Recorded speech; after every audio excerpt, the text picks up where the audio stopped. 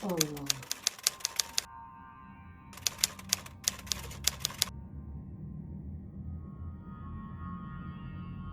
Assalamualaikum warahmatullahi. Assalamualaikum warahmatullahi. Mang Sukir. A'udzu billahi minasyaitonir rajim. Bismillahirrahmanirrahim. Assalamualaikum warahmatullahi wabarakatuh. Kembali lagi bersama Mang Sukir. Untuk cerita kali ini masih melanjutkan cerita yang sebelumnya yang berjudul Gubuk Belakang Rumah Suamiku. Cerita ini ditulis oleh Cahaya Putri. Dan bagi teman-teman yang ingin membacanya secara langsung, bisa langsung kunjungi link yang saya sudah sertakan ada di deskripsi. Oke, bagaimanakah untuk kelanjutan cerita kali ini? Ini dia kisahnya. Selamat mendengarkan. Singkat cerita, saat tengah malam mataku tiba-tiba terbelalak terbuka dengan sendiri. Mungkin karena rasa kantong kemihku terasa telah penuh. Dengan segera aku bangkit dari pembaringan yang sangat nyaman ini. Udara yang terasa begitu sangat sejuk membuatku terasa malas untuk berjalan keluar kamar. Aku yang berubah menjadi penakut tak berani jika harus keluar kamar. Karena hampir 2 bulan aku tidak pernah terbangun tengah malam. Jika sebelum tidur aku selalu membuang air kecil. Tapi kali ini aku lupa dengan rutinitas yang biasa kulakukan. Apa karena hati berbunga-bunga bisa lupa segalanya? Dasar aku. Kuputar gagang pintu yang jika diputar terdengar begitu nyaring. Mungkin minta dimandiin minyak. Dengan langkah gontai kulangkahkan kakiku menuju belakang. Kesadaranku yang belum sepenuhnya terkumpul membuatku tidak menyadari bahwa ada yang duduk di depan kotak ajaib. Segera saja kuhentikan langkahku. Ayah, ngapain malam-malam di sana? Aku pun berhenti sejenak ingin memastikan sekali lagi apakah benar itu ayah. Kulihat sekali lagi. Tidak, bukan ayah. Apalagi ibu. Kebetulan aku berhenti di depan kamar mereka. Segera saja ku gedor dengan cepat. Bunyi ketukanku begitu keras. Namun belum juga ada tanda-tanda pintu akan dibuka. Ibu! Teriakku sekuat tenaga. Walaupun Bu Rahmi hampir setiap saat mengajari aku mengaji, menasihatiku jangan takut saat jin menampakkan wujudnya dan harus kulawan. Karena jin akan takut kepada kita jika kita melawannya, apalagi dilawan dengan ayat-ayat suci. Namun tetap rasa takutku tidak dapat disembunyikan. Tak lama terdengar suara lari dari dalam kamar. Oh alah yuk, ada apa nak? Dengan nada bergetar ibu menanyaiku. Ibu, ayu, takut. Jawabku terbata-bata. Sudah nak, jangan takut. Kan ada ibu. Kenapa anak ibu jadi penakut? Biasanya preman pasar saja kamu lawan. Ucap ibu menggodaku. Ini lain bu. Ayu. Belum sempat aku berucap, tiba-tiba terasa air hangat mengalir di sela pahaku.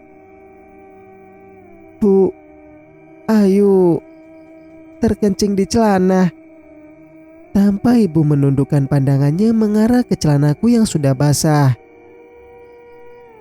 Astagfirullah, teriak ibu. Maaf bu, sudah tidak tertahan lagi. Ibu hanya geleng-geleng kepala.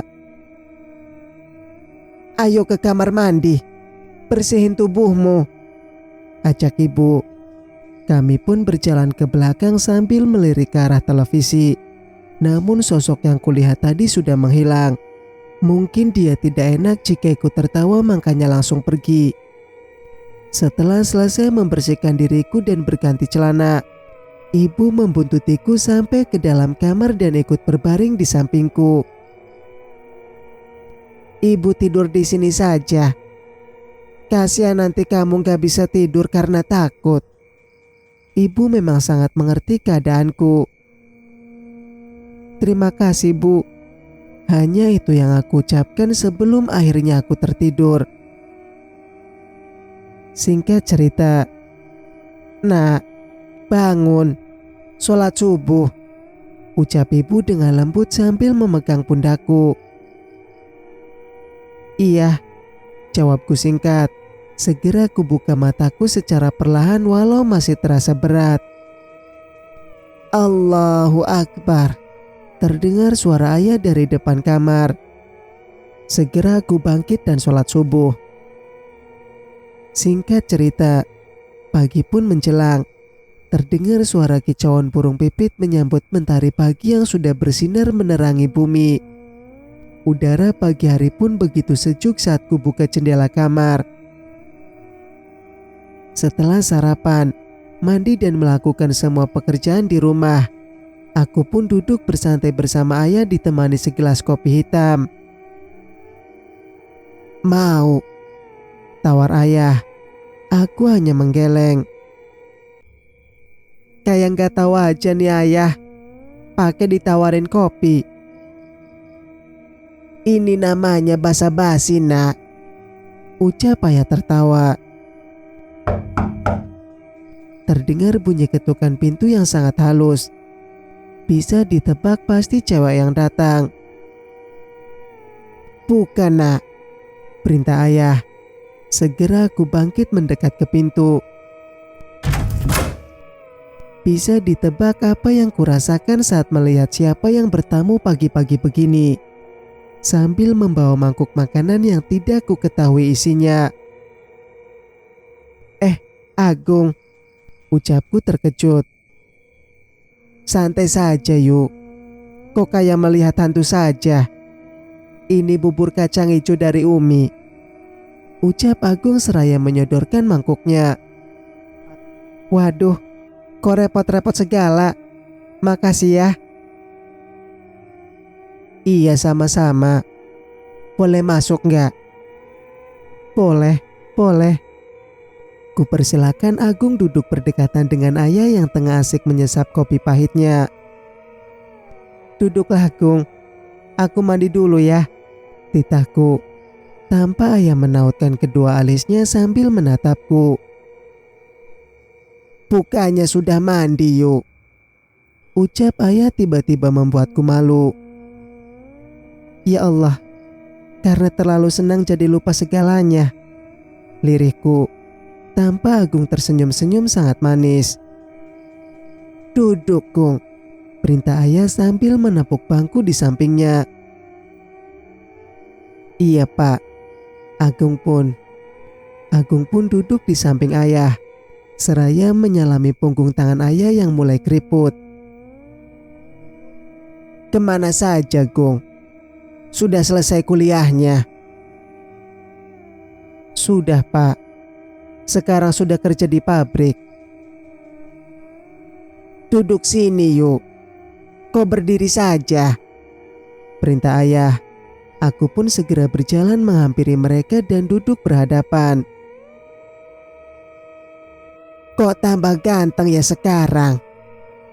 Sudah punya pacar belum di kota?" tanya ayah tiba-tiba. Tanpa Agung tersenyum sambil menyisir rambutnya dengan jari. "Bisa salting juga nih orang," ucapku sambil tertawa dalam hati.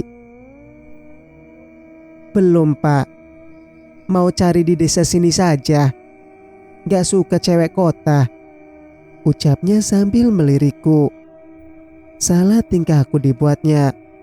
Rasanya bibirku ingin senyum meregah namun kupaksa menahannya. Dan akhirnya mungkin hanya tampak tersenyum kecil. Jangan GR, ucapku berulang kali sambil kucitak jidatku. "Kenapa yo? Jangan kumat lagi ya," ucap ayah membuatku tersenyum kecut. Tanpa ayah tersenyum-senyum menatap ke arahku. Ah, dasar ayah. Ikut aneh juga lama-lama.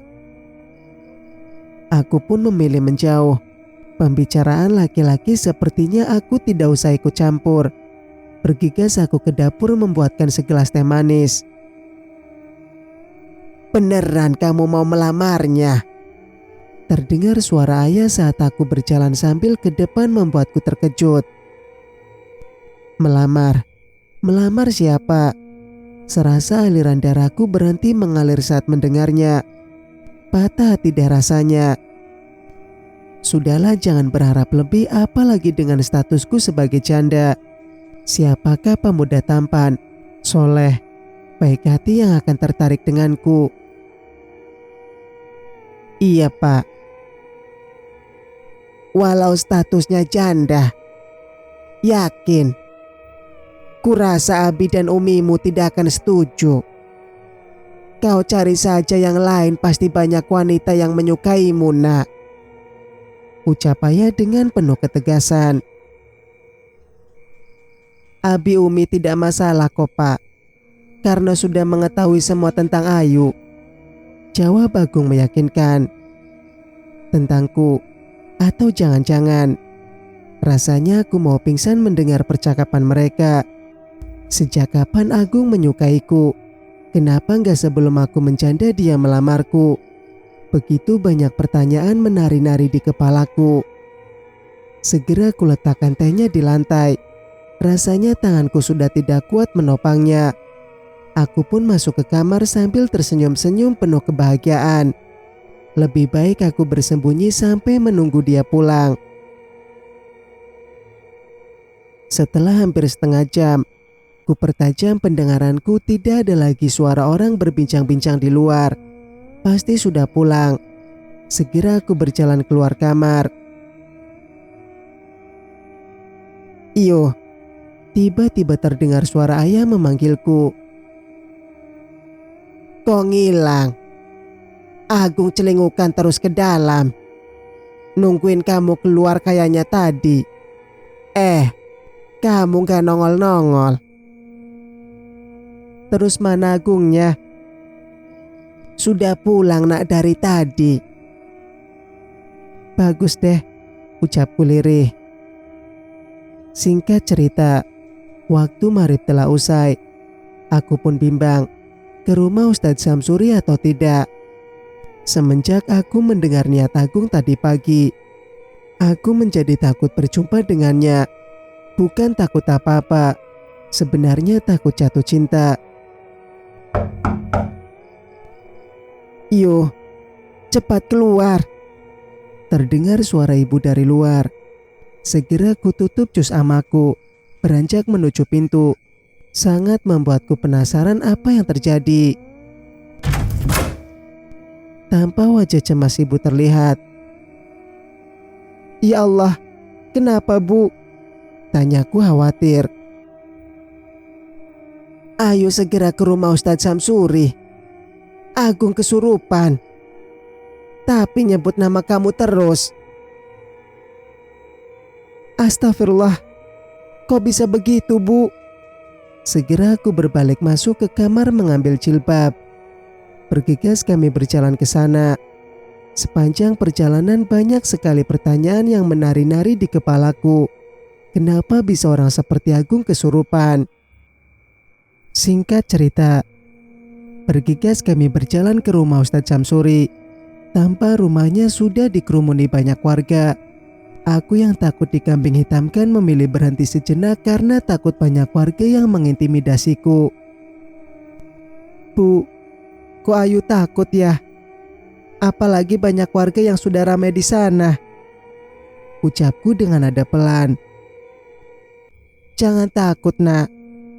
Tenang saja, kan ada ibu yang akan melindungimu. Tapi Bu, kok rasanya aku ragu mau ke sana. Ya udah, kita berhenti di sini dulu. Nanti kita lihat apa yang akan terjadi. Ajak ibu seraya menarikku menyelinap di belakang pohon beringin. Bu, kok berhenti di bawah pohon ini? Sanggahku. Tidak lama terasa hawa dingin yang tidak enak. Bu, ayolah ke sana aja. Ajakku seraya berjalan ke depan.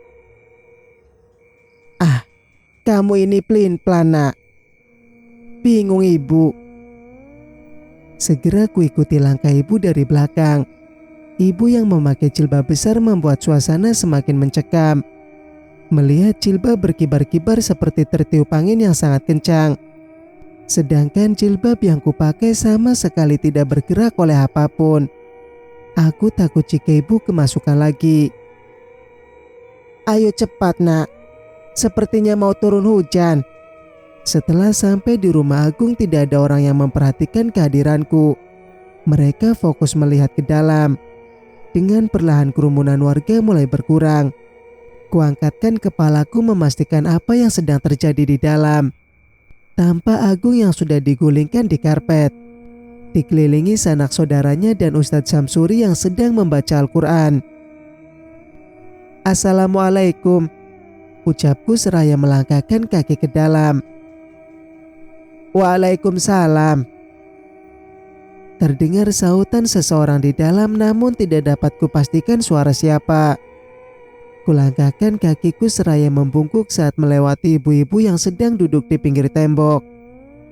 Kuhampiri Ibu Rami yang sedang duduk dengan mata yang sudah memerah sembari menatap anaknya. Aku sungguh heran dengan pemandangan yang kulihat sekarang. Agung yang rajin beribadah, mengaji, bisa kerasukan. Apa ini hanya akal-akalannya? Tapi untuk apa? Dia sudah dewasa, pasti mengerti apa resiko yang akan terjadi. Setelah hampir setengah jam Agung mengeluarkan suara erangan dan tidak sadar. Sekarang mulai berangsur-angsur kesadarannya kembali. "Ayu." Hanya kata itu yang diucapkannya saat matanya mulai terbuka. Sungguh aku menjadi tidak enakan apalagi dengan Ustadz Samsuri yang sudah baik kepada keluarga kami. Aku hanya diam menunduk. "Coba Gung, cerita apa yang kamu lakukan sebelum kesurupan seperti tadi. Sungguh Abi gak habis pikir ini bisa terjadi sama kamu." Tanya Ustadz Samsuri. Agung hanya terdiam tanpa menjawab segala tanya yang berkecamuk di setiap orang yang dengan lekat menatapnya. Namun tidak tak berselang beberapa lama. Tampak Agung menghalakan nafasnya sambil menatapku. Aku yang tidak paham dengan situasi ini hanya diam tanpa suara.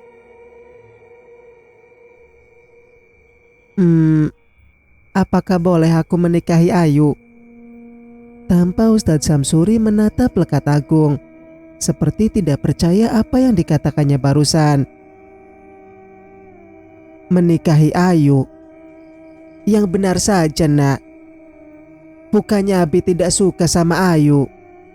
Tapi..." Ustadz Samsuri terdiam tanpa melanjutkan kembali perkataannya, sembari memijit kedua pelipisnya dengan jari jempol dan tengah.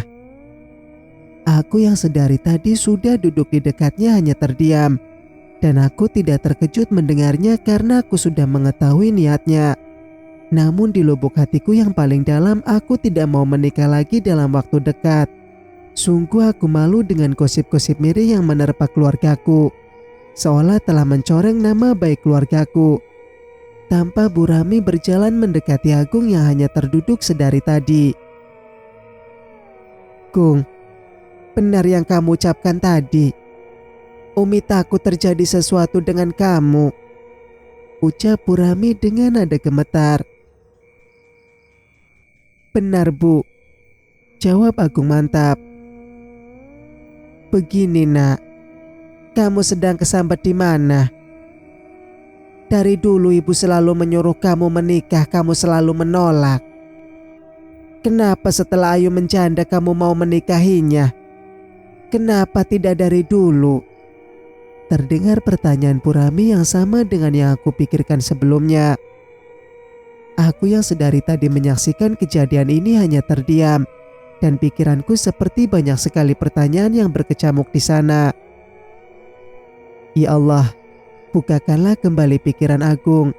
Sepertinya dia tidak benar-benar menyukaiku. Dia sedang kesambat jin apa? "Agung, kalau kamu sedang banyak masalah, coba cerita dengan Abi. jangan keseringan melamun. Abi perhatikan semenjak kepulanganmu dari merantau ini banyak sekali perubahannya. Abi kemarin menangkap basah kamu sedang merokok.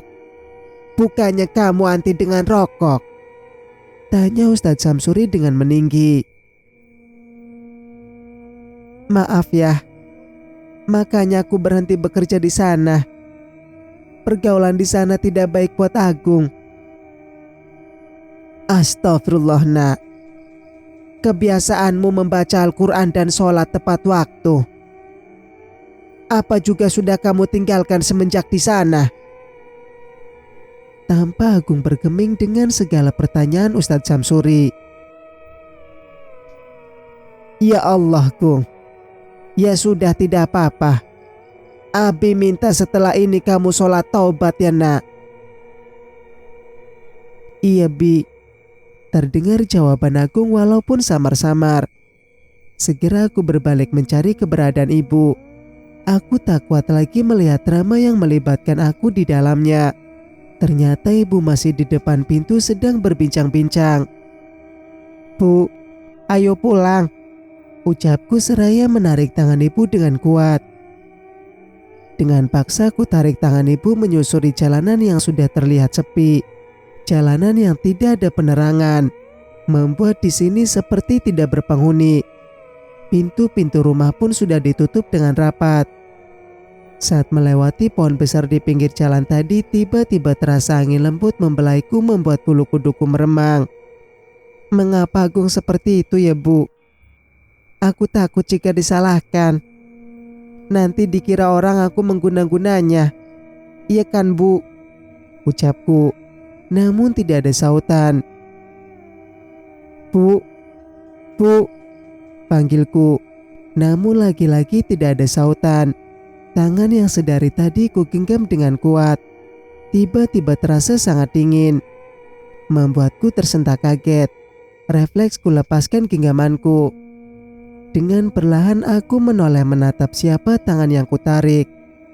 Benar ibu, tapi mengapa ibu hanya menunduk, membuat suasana terkesan menyeramkan.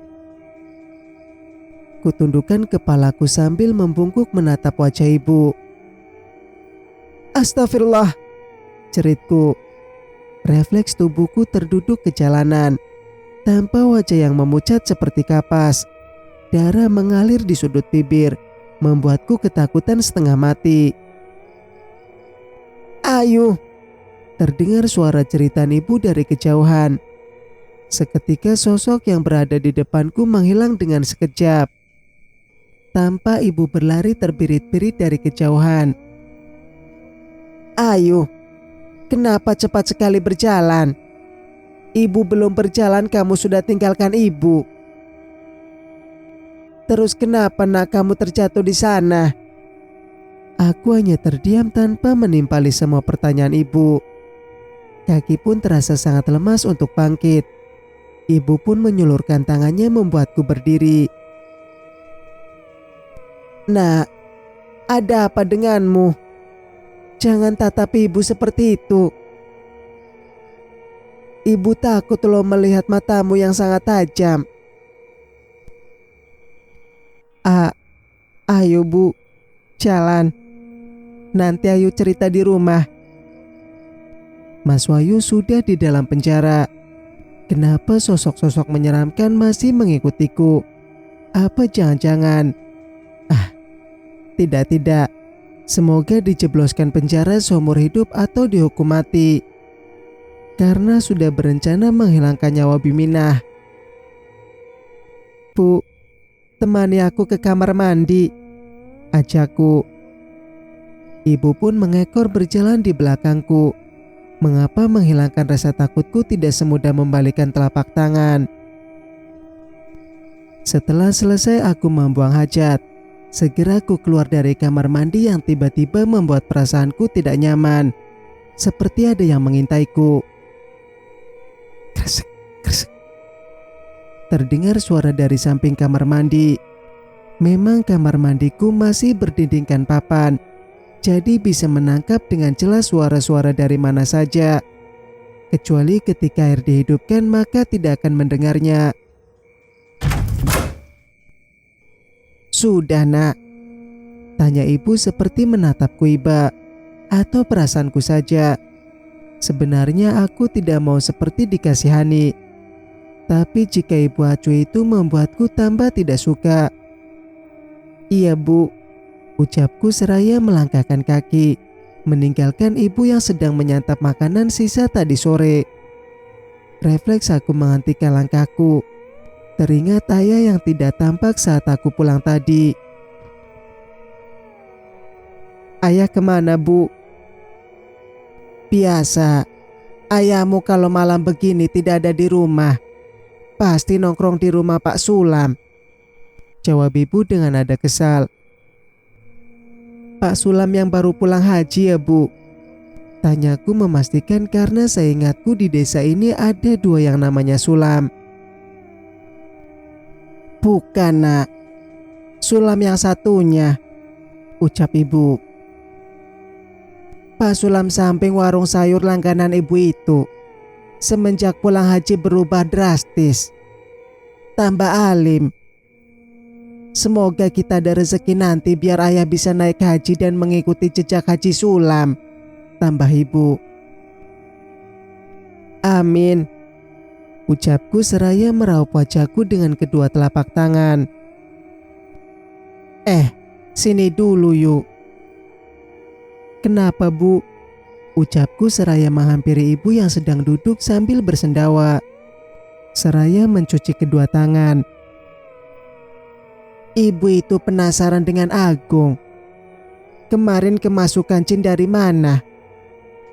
Yang buat ibu heran lagi kenapa ketika sadar tiba-tiba ngomong mau nikahin kamu yuk. Ibu yang dengernya jadi gedek nak. Makanya ibu keluar lagi tadi. Malu dengan Ustadz Samsuri nanti dikira anaknya kita pelet. Hus, jangan suzon bu. Buktinya Ustadz Samsuri gak marah sama Ayu. Ya kali nak mau marah-marah di depan banyak orang. Kan salah anaknya sendiri. Padahal ganteng, kayak gak laku aja. Mungkin Agung terpesona dengan kecantikanku, ucapku seraya tertawa. Halah nak, siapa dulu dong ibunya? Ucap ibu menimpali dengan jumawa. Ayo bu, kita ke kamar. Temani Ayu tidur. Sudah sholat isya belum? Sudah belum ya? Ucapku sambil mengingat kejadian tadi. Belum kayaknya bu. Kita pergi kan sesudah maghrib. Bergegas aku masuk kembali ke kamar mandi dan mengambil wudhu. Singkat cerita, tepat pukul 00:25 dini hari, mataku sama sekali tidak bisa terpejam dengan terlelap. Pikiranku melayang-layang kemana-mana, sungguh sangat mengganggu. Mataku yang sudah mengantuk namun tidak bisa tertidur. Tiba-tiba terdengar pintu utama terbuka, membuat detak jantungku berirama dengan sangat kencang. Ibu, ibu. Namun panggilanku sama sekali tidak ada respon. Sudahlah. Daripada penasaran lebih baik kulihat siapa yang masuk, mungkin ayah. Tapi apa ya jam segini ayah belum pulang. Dengan sangat pelan aku menjinjit ke dekat pintu kamarku memastikan siapa di luar sana. Dengan seksama aku mengintip melalui lubang kunci. Kuperhatikan keadaan ruang tengah yang gelap tanpa ada pencahayaan. Namun dengan bantuan cahaya rembulan yang masuk melalui kaca jendela, membuat mataku bias awas melihatnya.